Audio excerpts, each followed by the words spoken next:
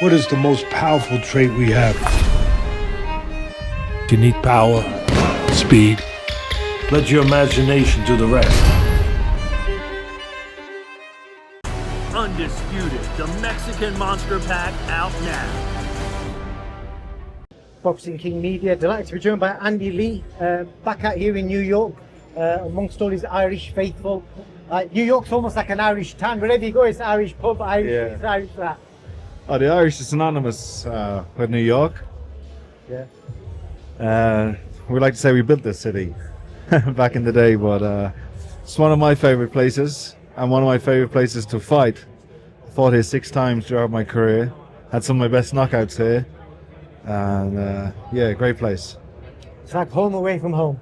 Yeah, home away from home. I still have a lot of friends here. I lived here for about a year and a half at the Lower East Side. Still have a lot of good connections to the city. My co-manager, Paddy Donovan's from New York. Joey Gamache will assist me on the night, do cuts. He's from New York, and many, many more.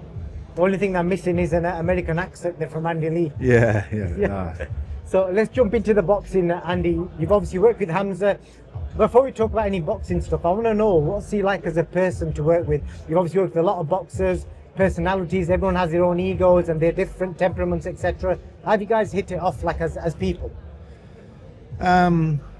We just let it get to know each other, you know, day by day, building a relationship, not forcing it.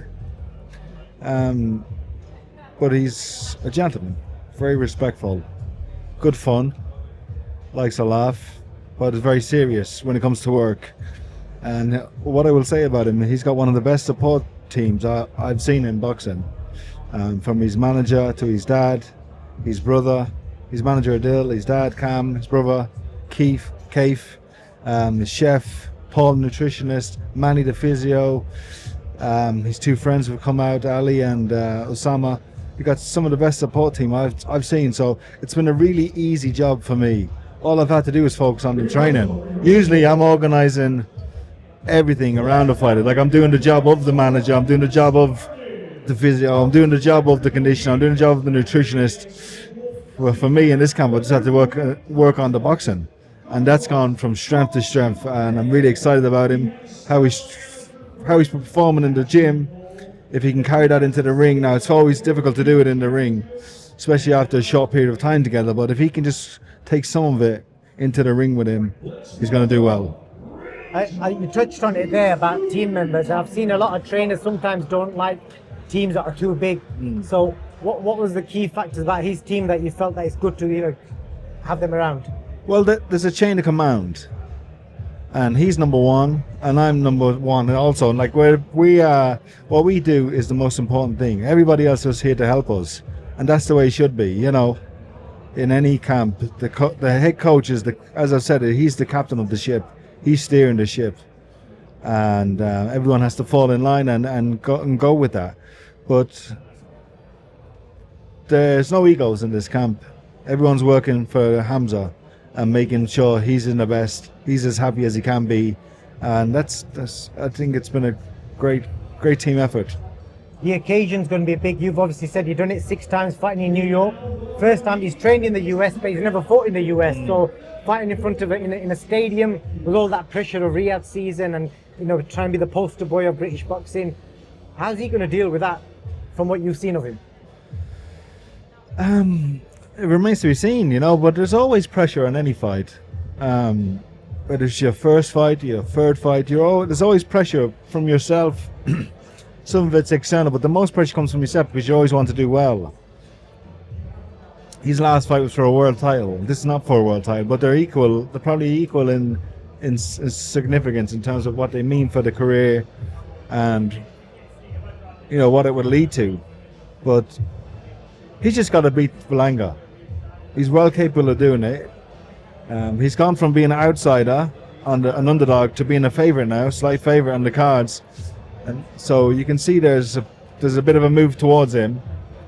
But he's in great form. Listen, anything can happen, and you're in with a big puncher like Berlanga, and one mistake can cost you the fight. But he's supremely focused and he's well prepared. And he's done all he can. I've done all I can So now it's two young guys, two young good fighters fighting in their prime.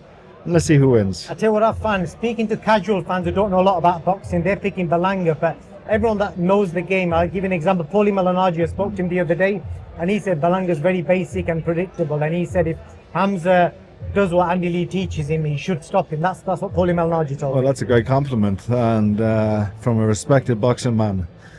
So, yeah, we'll see. We'll see. Berlanga, I don't think gets the credit he deserves because of his personality, you know. But I fought him before quickly. He's got a very good jab, and he carries his power for 12 rounds. He's a 12-round puncher. His jab is underrated. So we know how good he is. But one thing that shocked me about Hamza is how hard he punches. Really is. I've seen it with the opponents in sparring. He's lifting them off their feet with the jab even. And I can see it in their eyes when they take that first jab. They're like, oh, and they're reluctant to come in. So I think Hamza will learn his respect early. And then he'll have to think about Berlanga won't be able to be reckless with his attacks. He's going to have to use his bit of craft to try and get inside Hamza. So it's an intriguing fight. What I will say about Edgar is, having spent some time with him, how he's portraying himself, he's not like that off the camera. He's actually a really nice lad. Yeah. I think he's trying to sell the fight. Just want to quickly get your opinion on Paddy Donovan. What is next for Paddy? We're hearing rumours of a world title fight. Is it going to be the rematch? What is next? The rematch it's almost on with Crocker. Respect to Crocker because he's the only one who wanted the rematch. He went out of his way and against his team to make the fight with Paddy. Then also we had the backing of the IBF who mandated the fight and ordered the rematch. And now it looks very likely that it could be for the world title, which is a phenomenal result and a great thing for Irish boxing. Two Irish lads fighting for the championship of the world. What an opportunity and what a occasion for the country and the island of Ireland. So it's going to be a fantastic night. It's nothing confirmed yet, but it's looking likely that it's going to happen soon. Big up the Irish. Last thing, Tyson Fury was in Istanbul recently, did a couple of interviews, and he's basically telling everyone he's coming back early next year. Is he on the wind-up, Andy, or what do you think? I just had one conversation with Spencer, said, is this real? And he said, yeah, it's real. So, whether it is or not, just never know that, man. But why not? It's very hard for him to stay away, isn't it? It's very hard for anybody to stay away from the game. And whether he was really retired or not remains to be seen, but he still has so much to offer this sport. And the rest will do him no harm. A little break will do him good, actually. And looking forward to seeing him back in boxing. So the truth is that he's coming back then? I have no idea. From what you've been told, anyway. I just had Spencer was on the phone because Spencer's involved with Hamza, and they said, "Is this real?" He said, "Yeah, it's real." That's all. That was as far as I got. So I don't know. Okay. Last thing, have you taught Hamza anything from because I'm sure he's told you a lot about his own culture, his background. Have you taught him anything from the Irish culture? He's picked up a lot in the Irish culture because he was in Dublin for 8 weeks. He's been around a lot of gypsies, a lot of travellers, and he grew up with a lot of travellers as well. So he's a man of the world. Trained in LA, from England, lives in Dubai now. So he's a man of the world, and he's comfortable in every environment. So yeah, he's a good character. Yeah. Yeah, he told me before in his amateur days he spent a lot of time around travellers. I Yeah. don't think a lot of people know that you're from a traveller background. Yeah. I think most people assume you're from Ireland. But have you learned anything from his culture? Yeah, well, very similar. The Pakistani and Irish gypsy culture. It's very similar, very family orientated, very traditional. Respect your parents first and foremost, and the older people, and it's very natural to be around them. I spent a lot of time with Sonny Bill Williams and the Muslim community in Australia, and it's a very similar vibe with them, very similar ethic and stuff. So yeah, just want to wish Sonny Bill Williams a good luck, and he's fighting Wednesday after us, fighting Paul Gallen. So Sonny Bill Williams, big friend of ours, he's good friends with Hamza, and we wish him all the best. Big up, Andy Lee. Thank you for your time as always, and all the best Saturday night. Thank you. Top man. The most powerful trait we have. You need power, speed. Let your imagination do the rest.